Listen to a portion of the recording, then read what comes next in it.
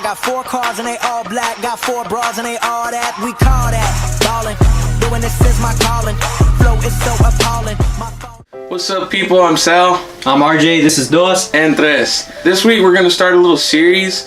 We're going to go into the biggest questions for each team leading into training camp. We're going to do every division this week, starting with the best division, the NFC East. Shout out to Christian McCaffrey, RJ Bay. First up is the Eagles.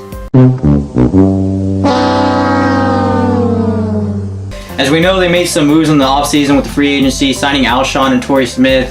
The main thing here is, are those guys going to be the guys that they think they are going to be? As far as Alshon, he hasn't had a 1,000-yard receiving season since B. Marsh was last with the Bears in 2014. And as far as Torrey Smith goes, he was ranked 114th out of 115th according to Pro Football Focus in the receiving group. They may want to start getting the ball downfield and stretching the field with those guys.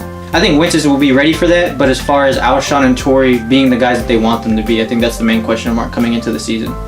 Both of the guys are on short-term deals, really, Alshon really on the 1-year deal, trying to make the big payoff. But Torrey Smith, his game was really all based around his speed, and he really doesn't have that anymore, so his skill set is very limited.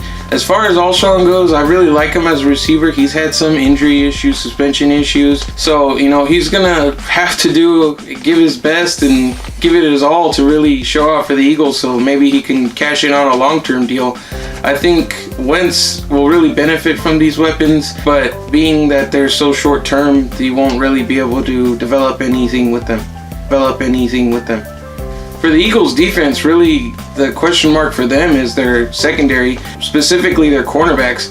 Really the only guy that I know they have is Jalen Mills out of LSU, only because I'm an LSU fan. I mean, those guys get toasted on a weekly basis, and pretty sure you can just expect that to keep on happening. The NFC East receivers really boosted it up in every team.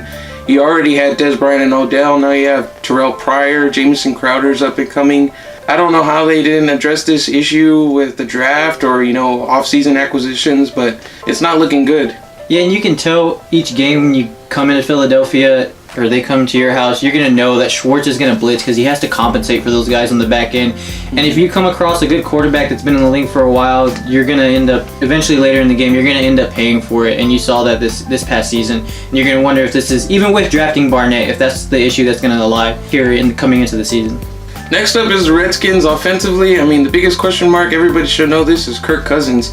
Kirk was a great quarterback coming out of college. I really liked him. It raised a question mark for me whenever you drafted RG3 with the 2nd overall pick and then you take Kirk later on. I mean, I thought Kirk had the potential to be a starter his first year coming out. So, taking 2 guys that are starter capable, that was weird. So then they get a new head coach, Jay Gruden comes in, RG3 loses favor, and Kirk comes in, and that's Jay's guy. But now the relationship between Jay and Kirk isn't so good because he wants out. He had a better relationship with his offensive coordinator, and he doesn't like the president. So everything is really strained. I don't know how much will and effort Kirk will give, if he faces adversity towards the end of the season. Yeah, he's playing for a long-term deal, but pretty much the guy knows he's going to get his money. He already has a spot to land. Yeah, with Kirk and the Redskins, I know a couple years ago there was reports coming out that front office was a mess and they tried to shut it down, saying that wasn't true or anything. But look, you hear now everything that's gone in the offseason. There was even rumors about Kirk maybe getting traded during the draft or whatever. It's just a real abysmal over there, and it's not good. And I don't blame Kirk for wanting out. And especially with Kyle Shanahan, he had his best year with him, and I just feel like he is a better fit. And long term, looking out for Kirk and himself, that it would be in his best interest to leave and go play for Kyle. Defensively for the Redskins, can you really trust Rashad Breeland at cornerback 2? I mean, you got cornerback 1 set, Josh Norman, but really that leaves the other side of the field open. You saw in week 2 against the Cowboys, all they did was shift Des Bryant all over the field wherever Breeland was going to be, and he just destroyed him. And that kind of continued on to the season. Breeland showed flashes early in his career. I don't know what the step back was from 1 year to the next, but hopefully he picks it up for the Redskins, hopefully, for Redskins fans, not for Cowboys fans. But he's shown flashes. Hopefully he can get back to that. Yeah, we can't be so biased here because we want to show our perspective from a Redskins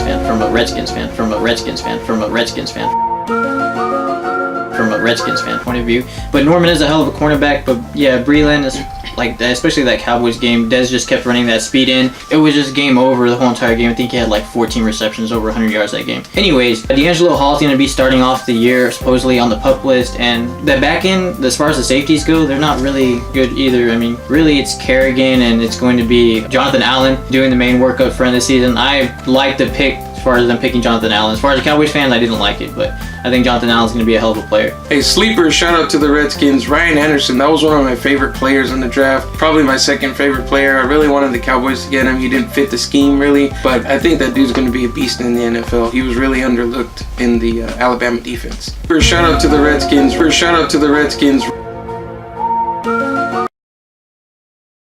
Hey, RJ, you want to hear a joke? What's that? Eric Flowers. All right, so Eric Flowers, I mean, we roast this dude, it seems like, on a weekly basis, but he deserves it. He's kind of an a-hole off the field. He doesn't perform well on the field. And the Giants just said, hey, we're going to trust in him. Jerry Reese said that I expect these guys to take the next step, but I don't expect him to take any steps forward. His technique is horrible. His attitude is horrible. That's not a great mixture. On a team that never really had dominant offensive linemen, they really got by with veterans. They lost those guys, and now they're trying to replace them. If I were the Giants, I wouldn't have wasted a first-round pick on a tight end, which RJ will get more into. I would have taken, one of the, at least the top tier of offensive linemen that were there, and they had the opportunity to. But Eli, be prepared to run for your life per usual. Yeah, as far as Flowers goes, he's just so lazy. He's so lazy with his hands. Also, he lets the defensive lineman get into his body so fast, and he just really doesn't do anything until they're already into his face. The other concern this offseason is they never draft linebackers. Their linebackers are subpar. They're not really good, but when you have the front that you have and Janoris and Landon back there, I guess you can kind of just be okay with it. And then as far as the tight end issue goes, I'm still scratching my head on the Ingram pick, because you say you want to stretch the middle of the field, but yet Eli leads the league in the amount of time that he gets the ball out of his hand. I mean, if anything, hell, the pick that would have made more sense would have been a guy like who we drafted, which was Switzer, who works in those intermediate routes and can be able to get the ball out too quickly and do something with after the catch. I just don't get it. Whenever you had Cam Robinson, Zach Cunningham, and David Njoku on the board, I don't get how they got to Ingram. It just doesn't make sense to me. All right, saving the best for last. The Dallas Cowboys, NFC East champs, hopefully repeat champs. This division, nobody's repeated as champs like within the last 10 years, but hopefully that'll change this year. The biggest question on offense for the Cowboys is who's going to play right tackle for them. Going into this season, I mean, I didn't expect Doug Freed to retire. Some people afterwards said, oh, we heard inklings. I don't believe it. It was unexpected for me. The first person that I thought could replace him was Lyle Collins. He played left tackle in college at LSU, was a great player. Unfortunately, he had that little off the field thing that he wasn't even involved in that made him slide completely out of the first round, out of the entire draft process. But luckily he landed in a great organization with a great offensive line, and he's actually getting work at right tackle right now in little rookie mini camps and OTAs, getting side work at right tackle. So I think he's gonna fill in nicely. If not, it's a big question mark with Chaz Green there and Byron Bell, who they signed in the offseason. Not really a capable starter. Green hasn't really shown that he can stay on the field health-wise. I mean, offensive line's my thing. I love the Cowboys offensive line. Tyron Smith and Zach Martin are some of my favorite players on the team. I think Lyle's really the guy that needs to take over that spot. Lyle really needs to show his true potential this coming season. I know he was injured last year, but as far as this right tackle, it fits him perfectly with the athleticism and what they need there. And I feel like if you're going to go ahead and play Cooper at left guard and you're going to play Lyle at right tackle this coming season, it's easier to compensate, because obviously Cooper's not as talented as Lyle. It's easier to compensate at the left guard position because Frederick's right next to him and Tyron's right next to him. So that's all pro Hall of Famers right there. So yeah, pretty much.